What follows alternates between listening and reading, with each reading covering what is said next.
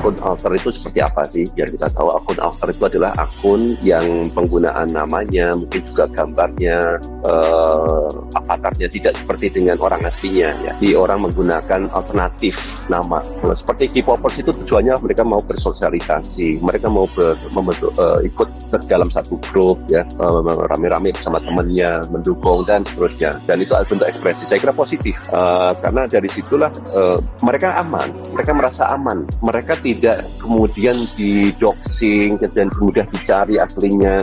Ya mereka bisa menyampaikan di lingkungan mereka pemikiran-pemikiran mereka sesuai lah dengan culture mereka di situ.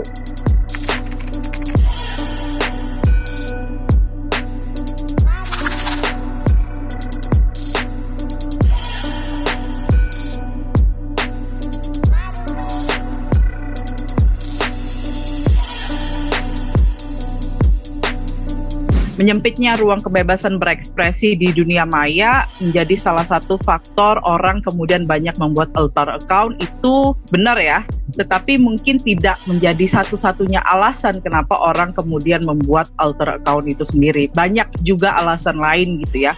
Misalnya memang ingin anonim gitu ya, tidak ingin ketahuan identitasnya, atau karena ingin bukan menyembunyikan identitas tetapi lebih menjaga ruang amannya sendiri, bukan karena ruang aman yang terancam dari kebebasan berekspresi, tetapi mungkin dari pemantauan orang-orang yang tidak diinginkan, atau mereka memiliki hobi-hobi tertentu yang lebih baik dipisahkan daripada dari akun utama sehingga mereka bisa menikmatinya dengan lebih nyaman. Ada faktor-faktor yang lain gitu ya kenapa orang kemudian membuat alter account, tetapi memang kita bisa melihat bagaimana kebebasan berekspresi yang makin terancam gitu ya juga menjadi salah satu motor orang membuat akun-akun lainnya selain memanfaatkan akun pribadinya yang langsung mengidentifikasi dirinya secara langsung.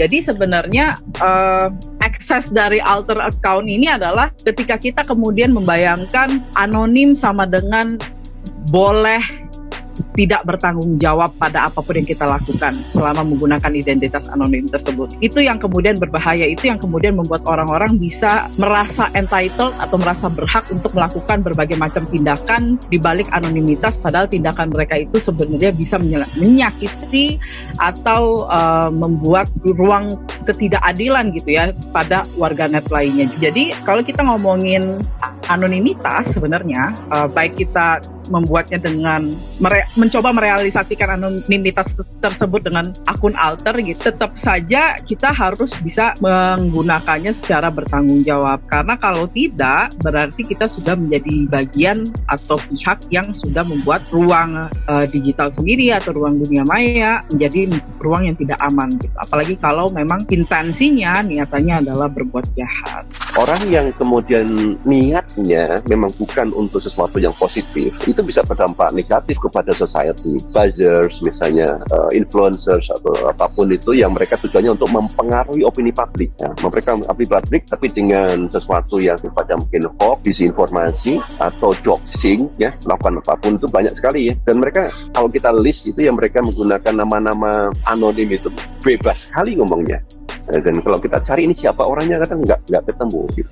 Ini dampaknya negatif. Tapi ini kan hal yang kembali kepada tadi, dunia internet itu kan dibangun dari anonymity juga. Kita nggak bisa paksain orang harus menggunakan aslinya. Nah di sini yang dibutuhkan adalah literasi saya kira. Literasi mau kondisi apapun positif negatif selalu ada. Jadi nggak hanya terpaku pada avatarnya, namanya atau akunnya di situ, karena itu bisa menipu. Harus lihat logiknya, faktanya seperti apa, jadi apa yang disampaikan.